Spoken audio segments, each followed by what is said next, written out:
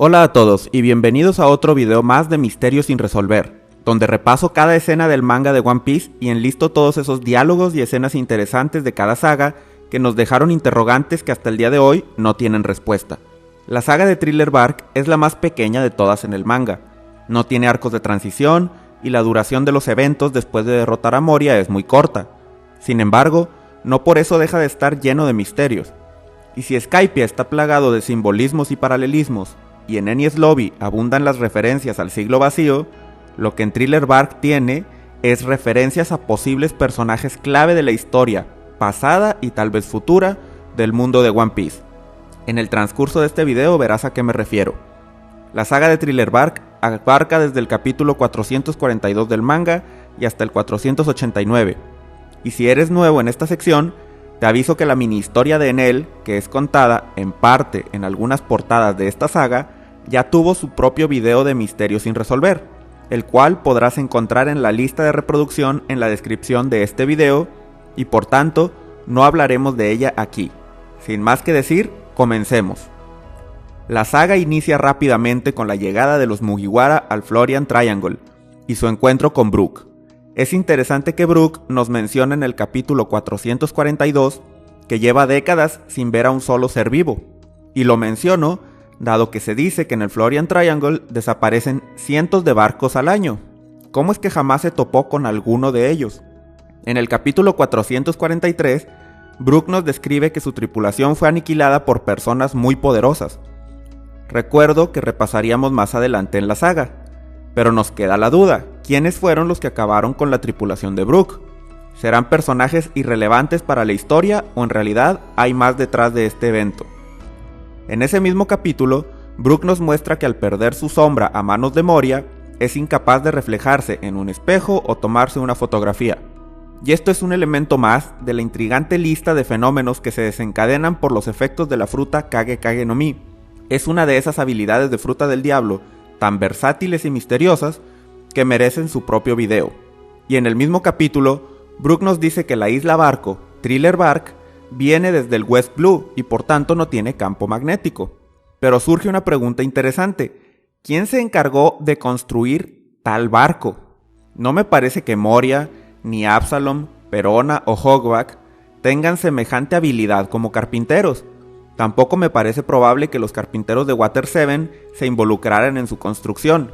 Entonces, ¿cómo fue la creación de Thriller Bark? Es algo que no me habría preguntado hasta este momento.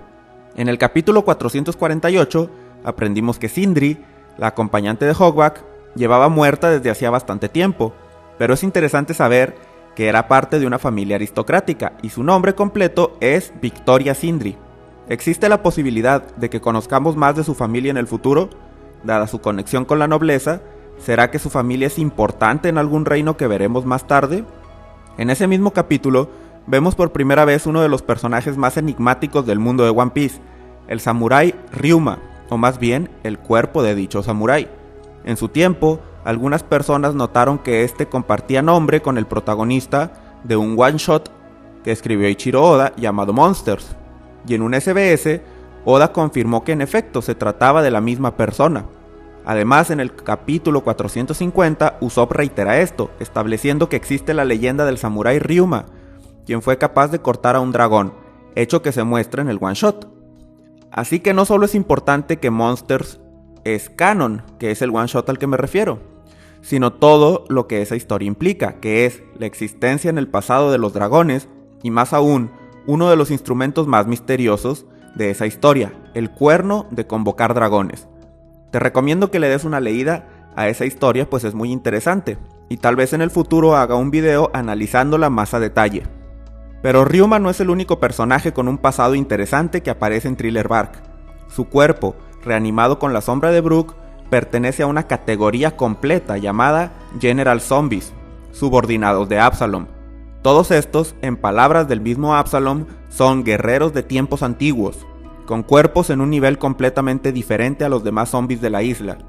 A lo largo del capítulo 450, 451 y 452, y en muchos otros más, vemos la figura de estos zombies, y es inevitable pensar, ¿de cuántos de estos zombies conoceremos sus historias más adelante?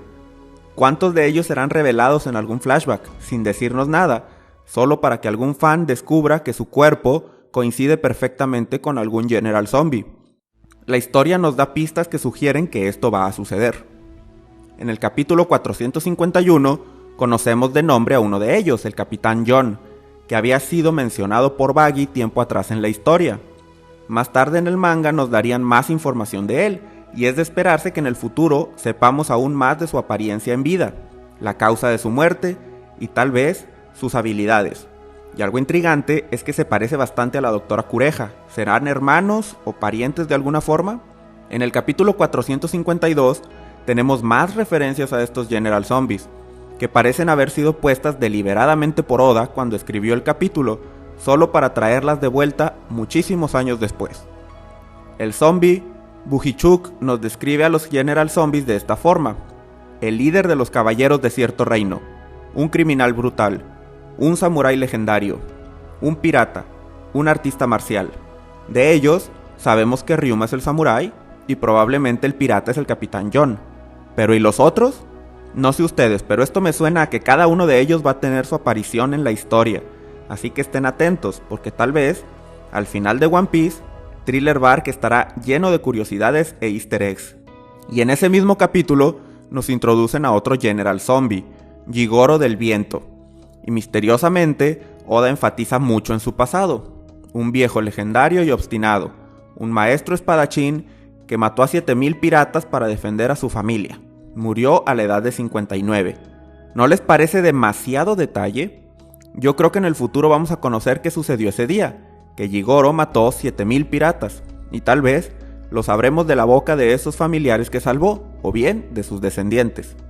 En el capítulo 455 se nos explica que en el mundo de One Piece la sombra es como una segunda alma, que bajo circunstancias normales siempre te sigue, pero gracias a la habilidad inusual de Moria, esta sombra puede ser extraída y usada para reanimar un cuerpo muerto.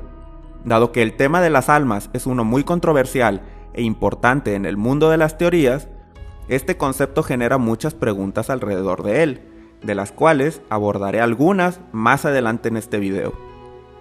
En el capítulo 456 aprendimos sobre la derrota de Moria a manos de Kaido, y la secuela que este evento dejó en su forma de pensar.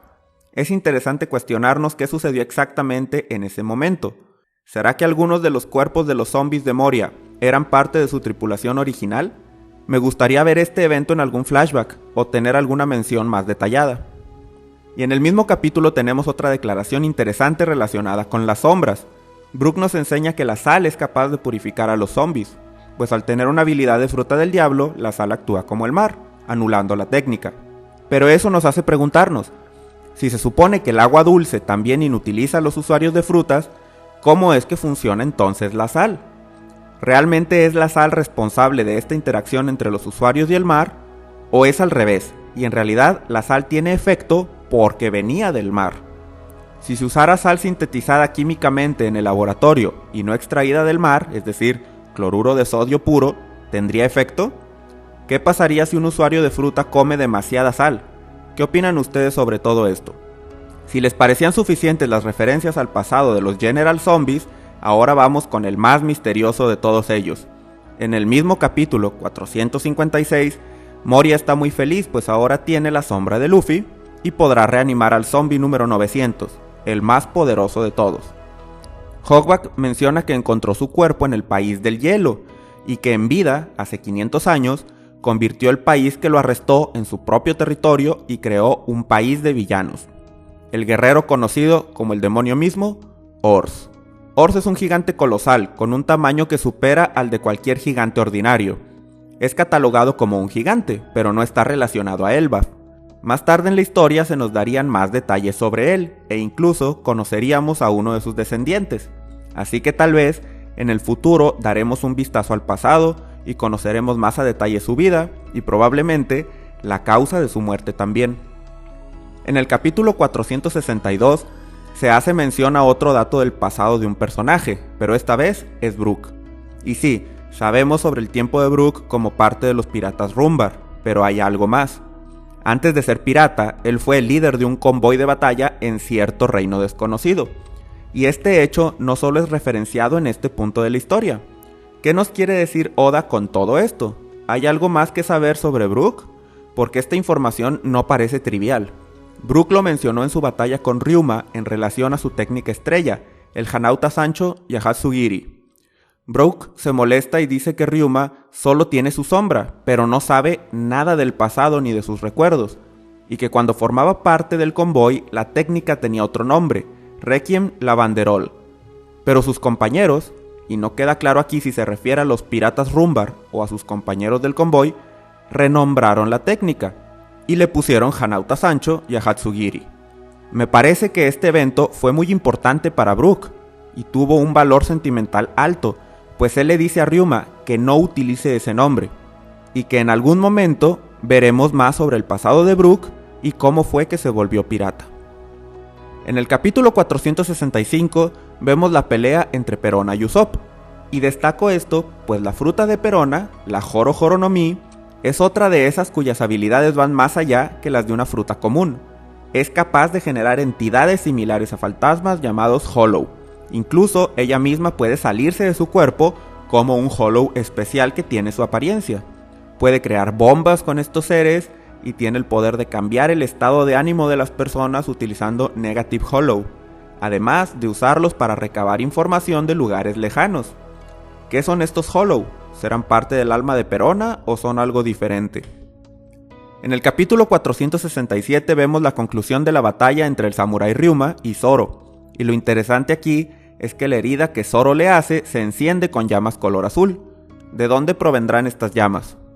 En el capítulo 469, después del discurso de Chopper, el cuerpo de Sindri comienza a resistirse a las órdenes de Hogback, y es en este momento que Chopper menciona que aún un cuerpo sin alma sigue manteniendo cierta voluntad.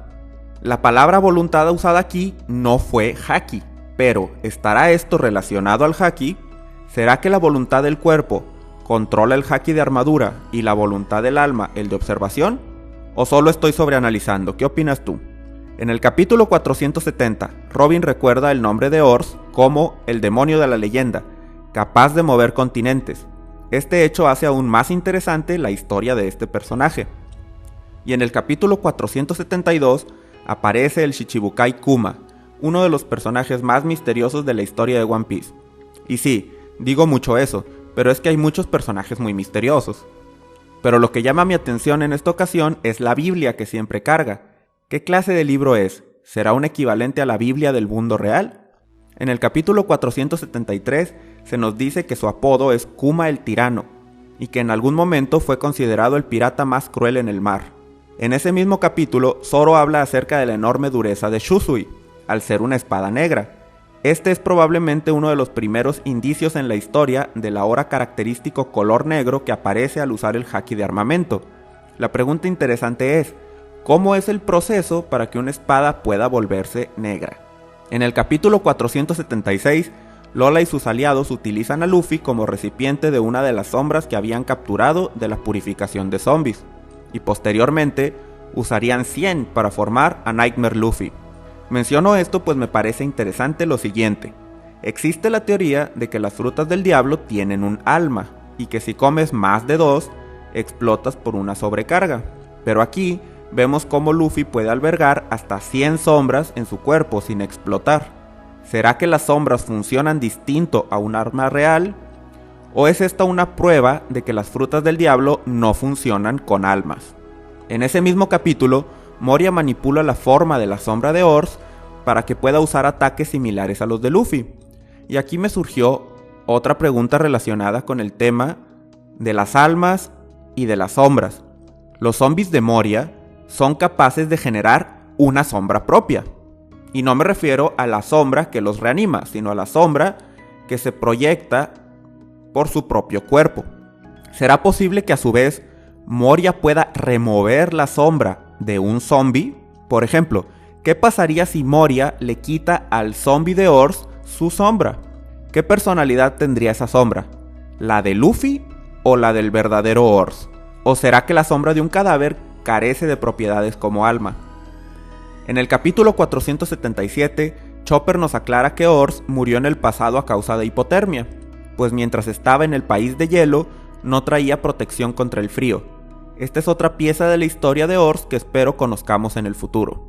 En el capítulo 481, Moria consume 1000 sombras en un intento desesperado por vencer a Luffy antes del amanecer. Y aquí mi duda es, si los zombies eran numerados del 1 al 900, y de hecho, una buena parte ya habían sido purificados, ¿de dónde sacó Moria 1000 sombras? ¿Es este un error por parte de Oda o estoy omitiendo algo? En el capítulo 485, Zoro se enfrenta a Kuma y nota que está hecho de un material más resistente que el hierro. ¿Qué material será? Y en ese mismo capítulo vemos por primera vez la silueta de Vegapunk, y Kuma nos menciona que sus ideas científicas e intelecto están adelantados a la época por al menos 500 años. En ese mismo capítulo hay una frase que me llamó la atención. Cuando Zoro le pide a Kuma que tome su vida a cambio de la de Luffy, Sanji llega y hace la misma petición, pero aunado a eso, él dice: los marines no sabrán mucho de mí ahora, pero de todos en esta tripulación, la persona que les causará los mayores problemas soy yo. ¿Sanji estaba solamente diciendo esto al azar? ¿O hay algo más que aún no sabemos de él? Porque en el presente ya conocemos su pasado, y no hay razón alguna para que esta frase tenga sentido. Será interesante ver si esto llega a volverse realidad. Y para terminar con el capítulo 485, nos enteramos de que Kuma conoce a Dragon. Y aquí es donde quiero abrir la pregunta más importante sobre este personaje. ¿Qué sucedió en su pasado? ¿Y cómo fue que terminó formando parte de los Shichibukai? En el capítulo 486, Luffy encuentra una banda que le parece interesante y se la coloca en el brazo. Nami hace notar que no tiene problema con que la use, y que de hecho no tiene gemas en ella. Más adelante sabríamos la importancia que ese accesorio tiene, pero esa historia aún no ha sido resuelta. Y en ese mismo capítulo se nos presenta la canción más misteriosa, o bueno, la única canción misteriosa del mundo de One Piece, el Sake de Binks. En torno a ella tenemos 3 reacciones intrigantes. La primera viene de parte de Robin, que menciona tener recuerdos nostálgicos de ella. Pero nosotros conocemos el pasado de Robin. ¿En qué momento hizo esos recuerdos? Por la escena parece que recuerda a buenos momentos. ¿Será que los sabios de Ohara la cantaban? ¿O tal vez la investigaban? Luffy recuerda a Shanks y su tripulación entonarla también. Y Brook le explica que hace mucho tiempo todos los piratas cantaban esa canción, en los buenos y en los malos tiempos. En el capítulo 488 se nos vuelve a recordar el final trágico de los piratas Rumbar a manos de un enemigo desconocido. Y en el capítulo 489, Brook vuelve a mencionar su pasado como parte de la fuerza militar de un reino también desconocido. El hecho de que estos detalles vuelvan a ser mencionados nos hace ver que Oda claramente quería que los tuviéramos en cuenta para el futuro. En el mismo capítulo conocemos de forma general el funcionamiento de una Vibre Card, que se fabrica con las uñas de una persona y es un símbolo de su tiempo de vida, además de apuntar siempre en la dirección de la persona. ¿Tendrá que ver esto con el factor de linaje? ¿Cómo se crea una Vibre Card? Y para finalizar este video, en el capítulo 490 tenemos tal vez el misterio más importante de toda la saga de Thriller Bark: la enorme criatura del Florian Triangle, o más bien, la sombra del Florian Triangle. ¿Qué es esa criatura, o entidad, o lo que sea que es? ¿Cuál es su propósito? ¿Y desde cuándo está en esa región del mar? Si quieres ver mi teoría al respecto, dejaré el enlace en la descripción de este video. Y aquí terminamos con los misterios sin resolver de la saga de Thriller Bark, que aunque pequeña, está cargada de referencias históricas y potenciales argumentos para el futuro de la historia. Déjame todas tus teorías sobre los misterios de este video en los comentarios, y si te gustó el contenido, dale like al video y suscríbete al canal para más contenido de One Piece. Nos vemos en el próximo video.